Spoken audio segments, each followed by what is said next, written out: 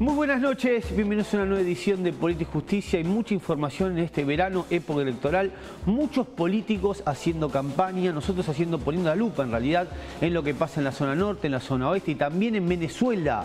En un rato vamos a estar hablando de lo que está ocurriendo en el país hermano con varios muertos, 14 muertos en 2 días por esta cuestión, básicamente con 2 presidentes que hay en ese país, uno autoproclamado y obviamente también en la dictadura de Maduro. Andrés Rolón, ¿cómo va? Mariano, buenas noches, gracias por la invitación. Presidente del Consejo Deliberante de San Isidro, como siempre un placer tenerte. Muchísimas gracias. A ver, tema obviamente de la semana, tema del día, se podría decir, Venezuela. ¿Qué reflexión?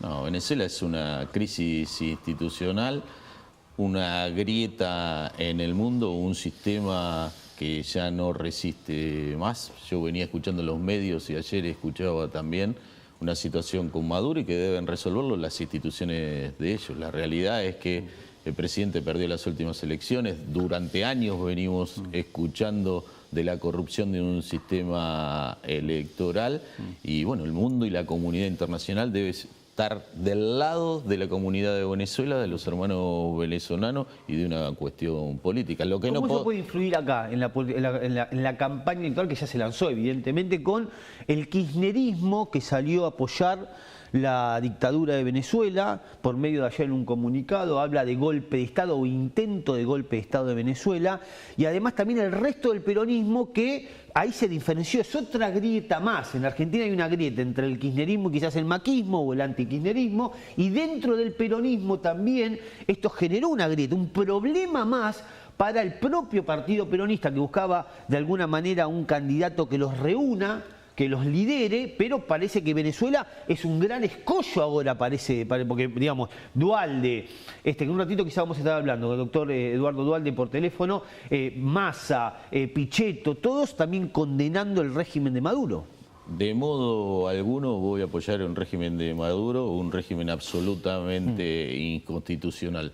Yo lo que creo que por un lado el peronismo tendrá que resolver su situación interna y a quien apoya, y desde el gobierno nacional el presidente Macri se manifestó ayer respecto de qué lado estamos, tratando de apoyar lo que es la institucionalidad y recuperar los valores democráticos, algo que en este país no llegamos a este extremo, pero que del 2013 en adelante estuvimos a punto de sufrir y que el cambio producido en el 2015 permitió sostener esto, que todavía falta, que lo hemos vivido hace más de un año atrás cuando se sanciona el régimen jubilatorio, que hemos a punto de vivirlo el año pasado cuando se trató el presupuesto en las cámaras y un montón de ejemplos durante el año. Si nosotros nos atenemos, si este país como sociedad y nosotros como políticos no creamos la infraestructura jurídica, económica, política, pensando en Argentina para los próximos 30 años, siempre vamos a estar hablando del peronismo. Entonces siempre vamos a estar hablando que en el 45 Perón hizo escuela. Bueno, ¿qué hizo el peronismo de 1945 a 2015 para sostener un sistema de educación viable y en miras al siglo XXI? A ver, Aníbal, la realidad es que hoy la política en el mundo, no solo en la Argentina, se está dirimiendo lo que está pasando en Venezuela, que está muy bien, porque hay muertos, hay gente hay muchísimos venezolanos que están trabajando en Argentina. Solo basta ir, por ejemplo, en estación de servicio para encontrarse con venezolanos que han escapado de ese país. Pero como, repito, con esto, en un ratito vamos a estar hablando con Duhalde, pero cómo eso puede influir en lo que es el peronismo. Repito, es un nuevo escollo para la ruptura de un partido, un espacio político que busca un líder. Yo creo que le hace muy mal al peronismo que una parte, un sector, por ejemplo, el sector kirchnerista, apoya a Venezuela. Porque es evidente que es una dictadura, pero aparte no solo es que por lo que vemos en los medios, sino que los venezolanos, que hay cualquier cantidad ahora viviendo acá, que se han escapado de ese régimen, vienen y te cuentan lo que pasa allá. Supera cualquier cosa. Es impresionante, es una dictadura sin lugar a dudas. Y hay gente que la apoya, como el kirchnerismo. Entonces, Yo creo que es imposible que haya una unidad dentro del peronismo. Ahí estamos viendo el Twitter que lanzó Macri. ¿Qué debería hacer el presidente? ¿Romper relaciones? Él obviamente ya es uno de los quizás mandatarios, no solo latinoamericanos, también en el mundo, que buscan o que están directamente hablando de Venezuela y de la dictadura. Pero debería romper relaciones para tratar de llevar algún tipo de también apoyo a lo que fue la manifestación masiva de ayer, ¿no? Del 23 de enero. Creo que fue claro, la región ha apoyado el nuevo presidente, Brasil, Chile, hasta Uruguay tarde anoche se manifestó a favor. Es decir, queda claro cuál es el eje. Lo que estuvimos viviendo durante 15, 20 años, Correa, Evo Morales, Maduro, Chávez y el kirchnerismo en la Argentina. Ortega también habría que ponerlo, ¿no? Ortega, si nos vamos más arriba, Ortega también habría que ponerlo, y la situación que está viviendo Nicaragua. Bueno, hay un quiebre en la región respecto de aquellos que están a favor de las instituciones y de aquellos que están a favor del sistema populista, para no decir antidemocrático o en contra de las básicamente antidemocrático, ¿no? Ayer se veía inclusive colectivos de militares persiguiendo a los venezolanos que oposición. Después, obviamente, una cuestión democrática, que a Chávez ha ganado elecciones democráticas, que eso que relacionado, no eso sí pasó con Maduro, que en las últimas elecciones, recordemos que la oposición no estuvo o no participó porque ellos decían que era una elección viciosa, ¿no? 55.000 venezolanos se van del país todos los días, lo escuchaba en un informe televisivo, a hacer cualquier cosa, a pasar a Brasil, a un pequeño pueblito, para ver si pueden llegar a la Argentina, pero no solo de una estación de servicio y de un mozo sin ser pedante están trabajando acá, sino profesionales que vienen a tratar de vivir. Con médicos también y abogados inclusive. Está el doctor Duhalde con nosotros, Eduardo Duhalde, que está por teléfono. Eduardo Duhalde, un gusto tenerlos acá en Política y Justicia. ¿Cómo anda? ¿Qué dice? Bien, encantado de saludarlos.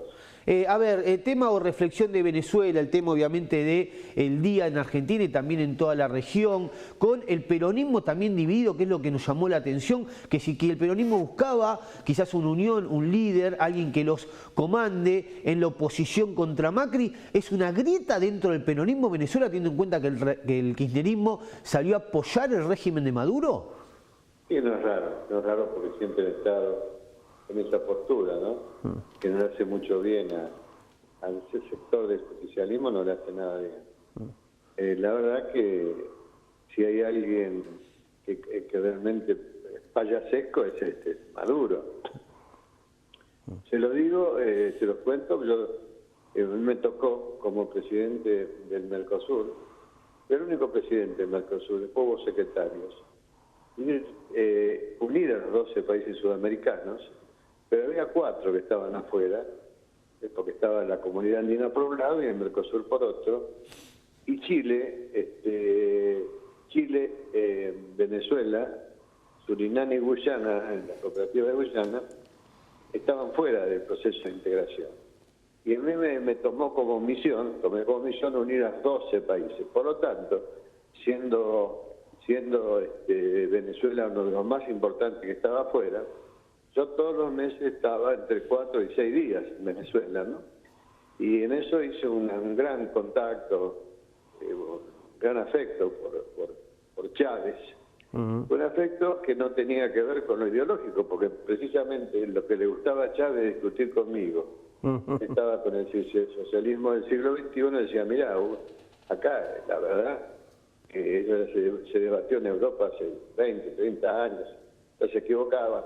Pero yo siempre, mi intención mía era terminar con ese proceso, que en definitiva lo terminamos un 9 de diciembre del 2004, hace ya 15 años, en el mismo teatro de la última batalla para la liberación de la dominación española en Ayacucho, Perú. Entonces yo conozco bien, lo conozco.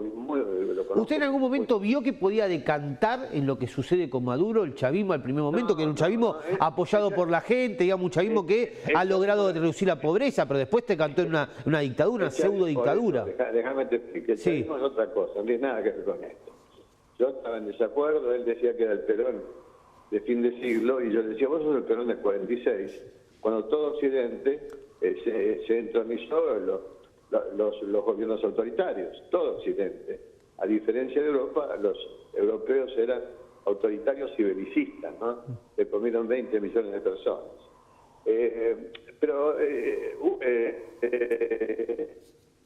Chávez era un auténtico líder venezolano, más allá que no tenía, como le decía yo, ADN productivo, y eso era tremendo, pero era un verdadero líder. Las elecciones las ganaba caminando. En todas las elecciones estuvimos, nos invitaban a los expresidentes americanos de los Estados Unidos a nosotros.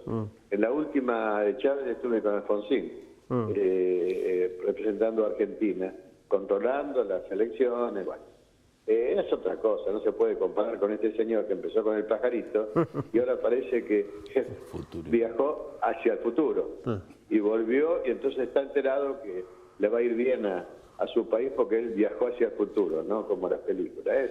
Es un señor que realmente no tiene ninguna empacha en decir esas estupideces permanentemente. Eduardo, bueno, usted con su experiencia, digo, ¿cómo esto puede seguir? ¿Cómo puede continuar? Nosotros acá en la Argentina, muchos, inclusive argentinos que empiezan a tener relación con venezolanos que están trabajando en nuestro país y que empiezan a verle la cara a lo que es el régimen chavista Venezuela, que decantó obviamente Maduro. ¿Puede haber más muertos? Eso es lo que digo. Mire, eso no se sabe. Yo el arte de adivinación no lo practico, pero es cierto también, porque yo conozco mucho mejor que lo que ustedes imaginan a Venezuela. No sé si cortó ahí la comunicación. Bueno, se cortó. Estábamos hablando con Eduardo Duhalde, expresidente que conoce mucho la región, y que él hablaba sobre Chávez, que tenía una relación, hasta inclusive una buena relación, porque Chávez es alguien que ganaba las elecciones, decía, fácilmente, pero que nada que ver con Maduro, que Maduro se ha convertido como en una especie de caricatura dentro de lo que es la política. ¿Qué seriedad puede tener un presidente que habla con pajaritos, que viaja al futuro? Todas esas cosas no son normales. Sí, pero lo grave no es eso, lo grave es que haya gente ¿cómo no es grave? Preparada en las calles para matar a la oposición. ¿Cómo no es grave? Un tipo que no está bien en sus facultades mentales manejando un país es gravísimo. Bueno, ahora chicos, cuando tengamos de vuelta a Eduardo Duhalde por teléfono, que me gustaría, sobre todo teniendo en cuenta lo que está sucediendo en Venezuela, a ver, hablaba un poco de Macri. Le quería preguntar a Duhalde, que es opositor, que busca de alguna manera, repito, reunir al peronismo para que tenga peso electoral dentro, obviamente, de un año tan importante como este 2019. ¿Macri debería romper relaciones con Venezuela? Yo creo que no se trata de romper relaciones, sino que ha reconocido ya a quien es el presidente electo y quien juró ayer como presidente. Con eso es suficiente. También podríamos haber roto relaciones en el diciembre del 2015, cuando claramente toda la comunidad sabía, y después ha quedado demostrado que había una embajada paralela, los negocios de corrupción con Venezuela, cuando le cancelamos al Fondo Monetario Internacional, que pagábamos el 5% y le fuimos a pagar el 15% a Venezuela en dólares. Es decir, la Argentina tiene una vasta y larga historia respecto de lo que ha sucedido en los últimos 15, 20 años en la relación con Venezuela. Creo que el gesto del presidente ya lo ha manifestado y que hoy tenemos en la Argentina un montón de situaciones que obligan a gestionar desde acá. Atento a lo que sucede en Venezuela, pero me parece que acá tenemos cuestiones importantes para tener que resolver. Bueno, hablando de acá de cuestiones importantes, metámonos, cuando tengamos a Duhalde volvemos a Venezuela, no son problemas, chicos, cuando lo tengamos en el aire volvemos a tener.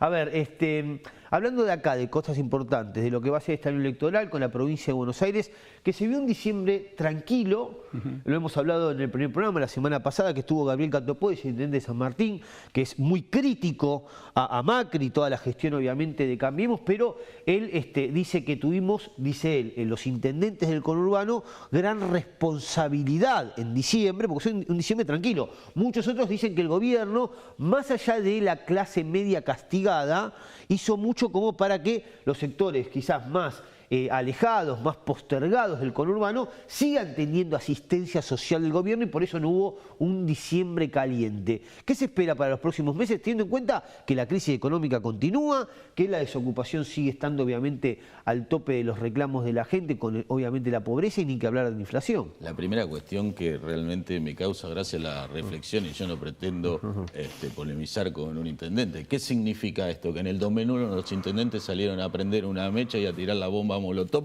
para que se caiga un gobierno. Es la primera reflexión que me cabe. La segunda cuestión es, esto ha demostrado que cuando existe voluntad de trabajo, cuando hay un gobierno nacional y un gobierno provincial que realmente ha preparado un plan de asistencia social y no un populismo barato para manejar con la politiquería, si el intendente está dispuesto, se pueden no resolver los problemas, sino paliar las situaciones que se están viviendo. Y esto es claro que es de desarrollo social de provincia y que la ministra Carolina Stanley caminan y se está llegando a los barrios. ¿No es suficiente? No, no es suficiente. No, y más con errores, Andrés, porque también es verdad, vos decís, no es un gobierno que busca resolver los problemas estructurales que hay en Argentina, que eso va a llevar muchísimo tiempo, pero en el medio hubo errores graves y groseros del tema de la inflación. Recordemos que en el 2018 arrancamos una inflación de un dígito, ¿no? Programada por el gobierno. Otro eje, y que yo reconozco, los errores que se han cometido. Entonces, estamos hablando de la asistencia social. Estamos hablando que, es verdad, el presidente planteó un objetivo que era pobreza cero. No se puede llegar. Bien, se llega a los barrios, se llega con asistencia social. Hay plan de urbanización para todos esos barrios. Los vecinos de esos barrios están contentos con la lucha que se lleva contra el narcotráfico. Por supuesto que te piden una casa, por supuesto que te piden una cloaca, por supuesto que te piden el agua corriente. Bueno, ha habido un trabajo respecto de este. ¿Insuficiente? Sí. ¿Queda mucho por hacer? Sí. No se cumplieron las pautas económicas y pasamos una inflación de 2 dígitos y de 48%. Estamos de acuerdo. Hay que reconstruir los salarios de los trabajadores y sobre todo en un tema, por ejemplo, como la educación, para que haya clases en la provincia de Buenos Aires. Sí, estamos de acuerdo. No hay duda de todas esas cosas. Pero también es verdad que se han hecho un montón. No suficiente, es verdad. Aníbal. Sí, indudable. Ahora, el sector de ustedes en San Isidro, ¿quién va a llevar de candidato al doctor Posen? No, todavía no lo tienen decidido. ¿Por qué los políticos nunca dicen la verdad? No, porque esto no va de... Pero si no va Posen, ¿quién va a ir? No, yo creo que es el gran candidato, que está reconocido, que es de los mejores, para no decir el mejor intendente de la provincia de Buenos Aires. Está muy conforme con la gestión, sobre todo con la gestión a nivel edilicio, porque San Isidro conserva las casas bajas, no hay edificios. Como pero a ver, el problema de la provincia de Buenos Aires, convengan, más allá de lo que pase en San Isidro, lo que pase en Vicente López, la realidad que la provincia de Buenos Aires se define en otros municipios, ¿no? Sí. Se define lo que es el conurbano más profundo, el conurbano más del oeste y sobre todo del sur del municipio. Si hubiera una decisión política que tuviera por objetivo claramente crear una infraestructura a futuro, que fue lo que hizo San Isidro. Sí. Mientras un montón de municipios ponían palmeras y lucecitas, nosotros teníamos la calle rota para hacer desagües pluviales. Fíjate. Hoy esos desagües pluviales permiten, frente a la adversidad, mejorar la situación. Llueve 100 milímetros en una hora y se llena la rotonda de Márquez, sí, pero no pasa el agua por el arroyo Gattuso y no entra el agua a la casa. Lo resolvimos. Haber hecho gran parte de toda esa obra nos permite hoy mejorar una plaza que tenga su centro recreativo, estar en las luces. Bueno, yo creo que eso es un trabajo y es un plan de gobierno que en muchos casos de los temas de que estamos hablando no hubo un plan de gobierno claro, porque cuando se asume... También es verdad, a ver, Andrés, que muchos que nos están escuchando, vecinos y también intendentes y políticos, concejales de otros municipios, está bien, pero en San Isidro es fácil. No, ¿por qué es fácil? Teniendo en cuenta, yo estoy diciendo que dicen otro. Marcan, dicen, teniendo en cuenta los recursos que hay en San Isidro. A ver, me gusta, me pongo de otro lado como siempre. Tiene un montón de guita en el banco y no hacen obra, dejate joder. Pero no vamos a comparar, no vamos a comparar las necesidades que hay en La Matanza, las necesidades que hay en Loma de Zamora o que hay en Moreno, que las necesidades que tiene el vecino de San Isidro de Vicente López con el 100% de las calles, por ejemplo, asfaltadas, que San Isidro logró que el año pasado ya hay todas las calles asfaltadas. Perdón, es verdad. Hace unos días estábamos de vacaciones y salió un informe respecto de los presupuestos provinciales. Y compara San Isidro 8.000 millones de pesos, ¿no? Sí, 8.000 millones de pesos, 29.000 y picos de pesos por mes por vecino. Es la misma cantidad de plata que tiene La Matanza. Perdón. No es la misma cantidad de plata. Dividí 29.000 y pico de pesos por vecino en San Isidro. Dividímelo por 365 días. Son 80 pesos por vecino. que estoy recaudando. Vamos al hospital central, vamos a terapia intensiva, una terapia intensiva que está completa. Vamos al hospital materno infantil con terapia intensiva para infantiles. Vamos al hospital de Bulón, vamos a juventud prolongada, donde en estos días de calor, entre jueves, viernes, sábado y domingo, pasan más de 15.000 abuelos, porque hay gente que está jubilada y hoy no podemos decir viejos, que con 35 pesos por día tienen desde los profesores hasta la pileta y hasta la comida. Sigamos, yo no tengo ningún problema. Cuando comparamos el número crudo no permite constatar cuál es la realidad y nosotros lo hemos vivido. Un centro de estimulación temprana que tiene lista de espera. ¿Por qué? Porque vienen y lo ven de otro municipio y dicen, ¿cómo esto no se repliega? Un programa de cuidado comunitario que el vecino de San Isidro... O sea, vos no decís el tema que pasa por el presupuesto, sino cómo se maneja ese dinero. Absolutamente. Absolutamente, cómo se maneja mal. A ver, lo que dicen, por ejemplo, cuando nosotros tenemos acá los intendentes de, muchos de ellos peronistas, pero también puede ser el Frente Renovador, que dicen que San Isidro y Vicente López no se puede comparar con otros porque tienen presupuestos ricos. Sí, pero nosotros tenemos otra exigencia, porque vos estás diciendo, nosotros tenemos asfalto, tenemos cloaca y tenemos agua corriente. Bien, entonces el vecino quiere, la vereda, quiere. Y entonces son otros los requisitos, un sistema de salud que sigue incorporando servicios, no solo servicios, sino también tecnología, que nos implica una pelea, porque vienen vecinos de otro distrito, a Vicente López y San Isidro, al sistema de salud. Entonces, si yo soy intendente, si recaudo, cloaca no tengo, asfalto no tengo, agua corriente no tengo, distritos cercanos a nosotros que asumieron en el año 2011, le faltaba el 80% de las cloacas. Dicho por el propio presidente de bloque en el Consejo Deliberante. 10 años después hicieron el 10% de las cloacas. Y todos los barrios, por normativa provincial, tienen que tener su planta depuradora. Es decir, no hay crecimiento de nada. Esto es... ¿Sabes? A ver, porque probablemente muchos de esos intendentes van a visitar una semana que viene o la otra. Uno de ellos es Zamora. El intendente Tigre, no sé si estabas refiriendo a él, pero Tigre, ellos dijeron, inclusive con bastante auspicio, lo hemos tenido acá, entrevistando a Zamora, inclusive el propio Sergio Massa, que decían la relación con Vidal es buena. Hay primera comunicación con Vidal. Pero lo que hoy dice Zamora es otra cosa. Dice, lo que prometieron y las obras que a nosotros nos tendrían que haber hecho para tratar de erradicar esa realidad que es cloacas y agua corriente, sobre todo para la gente que no tiene, no han llegado. Se quedó todo en la buena onda y la buena predisposición, pero no hubo realmente concreción de obras. Es lo que dice, por ejemplo, Zamora, y lo mismo es lo que dijo, por ejemplo, la semana pasada con nosotros Gabriel Catopodi. Acá lo que hay que decir claramente es, o tomamos la foto o tomamos la película. Entonces, si nosotros vamos a tomar la foto, es verdad que pueden faltar las obras. Perdón, nosotros firmamos un convenio, San Isidro, San Martín, Zarratea, una obra espectacular, Túnez. La obra viene demorada, y lo reconocemos. Se han iniciado los trabajos, asumimos las cuestiones de eso. Era una obra conforme de la provincia de Buenos Aires. Recordemos un túnel, ¿no? En el límite entre San Martín y... Una ampliación de la cabecera de Zarratea, desagüe Colacales, conecta el camino... Dijeron que iba a estar el año pasado y que estuvo demorado. Conecta el camino del Buen Aire con Mar, que va a permitir una obra espectacular para San Martín y para San Isidro. Es verdad que ha sucedido eso, pero es verdad que la crisis no afecta solamente cuando decimos a la sociedad en su conjunto, la sociedad forma parte de los estados y los estados también forman parte de esto. Yo lo que quiero es muy fácil desde la crítica, desde la oposición o del gobierno. Yo como presidente del Consejo Deliberante tuve que tomar decisiones y decisiones drásticas el año pasado. Para este año la ley orgánica de las municipalidades se modificó, el presupuesto del Consejo Deliberante es hasta el 2% del presupuesto. ¿Alcanza eso, Rolón, o no te alcanza? Eso va a alcanzar para... ¿Cuánto era antes, para aclarar a la gente? ¿Qué es lo que se modificó?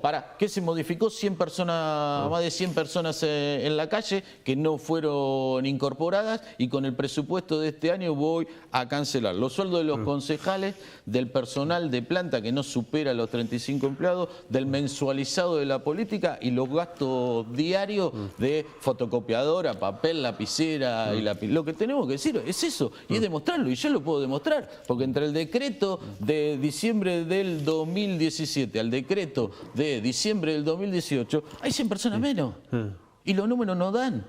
Y los números no alcanzan. Entonces, cuando se habla del ajuste... Andrea, como siempre, yo siempre me pongo, cuando pasa con los oficialistas lo mismo y con los opositores, del otro lado. Pero muchos dicen, bueno, está bien, pero Andrés Rolón me está diciendo que dejaron 100 personas que no están trabajando, que terminó el contrato, digamos. Mensualizado de la política. Y los políticos somos los primeros... Era gente que eran contratos políticos, decimos. Absolutamente. Pero trabajaban, no trabajaban, estaban... El que lo nombra es el concejal. Uno debería estar alegre de dejar 100 personas sin trabajo, digamos, eso es lo que... No, pues yo no estoy alegre de dejar 100 personas sin trabajo. Eso es las críticas, yo me pongo siempre de otro lado. Y yo te doy la respuesta clara y sólida. Yo estoy feliz y contento de administrar en debida forma los fondos, que en definitiva son de los 310.000 vecinos que pagan la tasa, como decía el doctor, y que administro de la mejor manera posible, porque la política es la que tiene que dar la primera respuesta, porque si no, seguimos dando vuelta en la mesa, vos te planteas de oposición y yo me planto de gran liberal. La política no ajusta, yo ajusté y los números no terminan dando. ¿Dónde está el ajuste? El ajuste es la gente,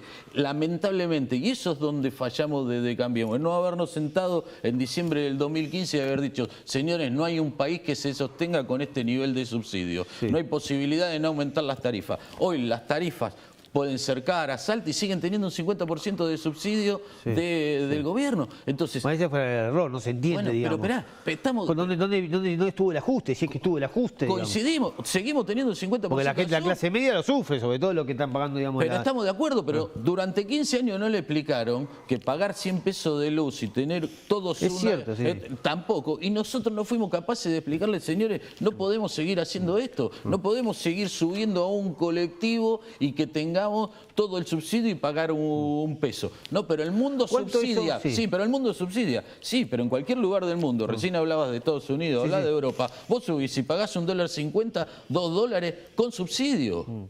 Entonces, ¿son realidades distintas? Sí, son realidades distintas. Ya ha quedado demostrado y probado en el mundo, cuando vos hacías la introducción, que hay un sistema que ganó. Y un sistema que es todo sostenido por el Estado, que no va mal. El sistema que ganó, liberalismo, capitalismo, cometió errores porque dijo se va a agrandar la torta y con la torta va a decantar para el resto. Ha demostrado que eso dio una mayor concentración. Habrá que buscar los caminos para ajustar. Debemos nosotros como argentinos resolver... Pues les alcanza a ver, estamos en año electoral, repetimos, dentro de pocos meses va a haber elecciones en la Argentina y muchos dicen al gobierno le interesa y mucho que la economía empiece a funcionar, porque vos marcabas de los ajustes que estás haciendo en el Consejo Deliberante, pero la realidad es que tenés 100 personas que están buscando laburo y que quizás no lo consiguen en otro lugar, digamos. No digo más allá, me estoy poniendo en la punta la cuestión de qué va a pasar este año. Si te preocupa que la economía siga estando obviamente rezagada. Obvio que no preocupa. Y obvio que las 100 personas que quedaron afuera, cuando yo asumo de concejal, te llamo a vos, lo llamo al doctor Mati y le digo, doctor, ¿usted quiere trabajar conmigo en el consejo? Sí, Andrés, te doy una mano. Doctor, usted trabaja durante 4 años conmigo, porque el día que yo dejo de ser concejal, me tengo que ir. Entonces, la política viene de 50 años donde... Andrés Rolón se fue del consejo. No, Mati, buen tipo, dejémoslo. El otro mal tipo. Y entonces cuando agarramos los informes decimos, la biblioteca del Congreso de la Nación tiene 300.000 empleados. La Cámara de Senadores tiene 300.000 empleados. Algunos tienen que decir las cosas. Entonces yo me animo a debatirlo y a mostrárselo a cualquiera. Andrés, la última. Año de elecciones, vos decís años de elecciones. Entonces tenemos que ser concretos. Extinción de dominio. Estamos tapando la discusión refondo respecto si el decreto es constitucional o no es inconstitucional. Vamos, yo pierdo el partido, es inconstitucional. Señores legisladores, la sociedad está pidiendo la extinción de dominio. Y la sociedad lo está pidiendo con recuperar los bienes que se hicieron con la corrupción. Y lo está pidiendo con efecto retroactivo. Señores, levanten la mano y digan, porque si no, no engañemos al vecino. Todas las leyes son irretroactivas y específicamente no lo refiere Andrés, la última, difícil. No se va a aplicar. Yo le voy a Gustavo Pozzi, el intendente de San Isidro, dijo que hubo obras. Era la cuestión, como siempre hablamos de los intendentes, que viene Catopodi o viene Zamora, nos dicen, che, no hay obras en la provincia de Buenos Aires, lo que dijeron no se cumple, y tenemos quizás a Jorge Macri y a Valenzuela o el propio Gustavo Pozzi que dice que las obras en sus municipios están. Pero más allá de eso, Lo que digo es, realmente vos estás marcando, como siempre, cuestiones que aceptás y admitís con una cuestión económica difícil, complicada. Ahora, la pregunta es para muchos, dicen, si Macri no logra revertir esto, en un ratito vamos a estar hablando con el economista para ver si lo va a hacer y si la gente lo va a palpar, porque esa es la realidad, la gente va a votar si ellos sienten realmente que están un poco mejor. Pero si Macri no cumplió lo que muchos decían que estaba preparado para hacer, que era ordenar la economía y que la gente de alguna manera viva en un país más normal de lo que venía con el kirchnerismo, con los subsidios, con las tarifas, con lo que fuere. Si no lo logra hacer como viene ahora, que fue un fracaso la cuestión del plan económico del gobierno. Recién ahora, digamos, con el mismo déficit, con la inflación superior a la que vea, la pobreza lo mismo, etcétera. ¿Merece ser reelecto Mauricio Macri si no logra revertir esto? Estamos hablando de un electoral, ¿eh? Y quedan pocos meses. Absolutamente.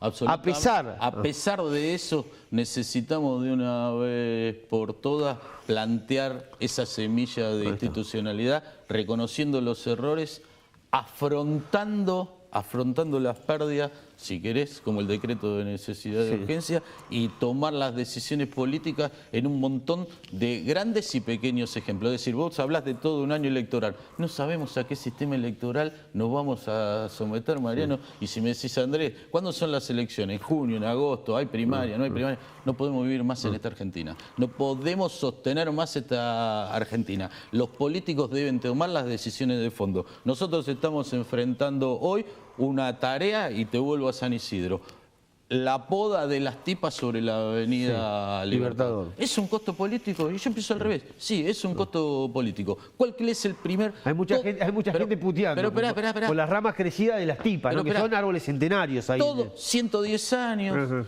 William fue intendente de San Isidro 60 días, tomó la brillante decisión 1904, de poner, tengo a mi abuela ahí, de así poner que, las tipas en Libertador y en Edardo Costa. Brillante, fenómeno.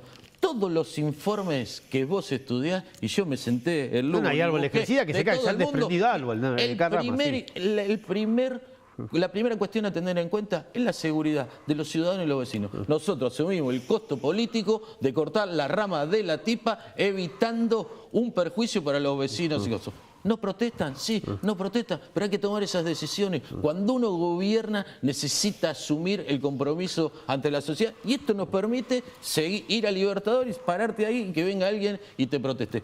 Te cuento una cosa, la mayoría de los vecinos de Libertador están a favor. Muchos de los que hacen la queja ni siquiera son vecinos de San Isidro. Andrés, gracias por estar aquí. No, gracias a ustedes. Andrés Rolón, el presidente del Consejo Grande de San Isidro. No sé de qué se ríe, Mate, usted. No, porque dice me gusta, no tiene pelos en la lengua, eso seguro. Se quejan los de los partidos de vecinos.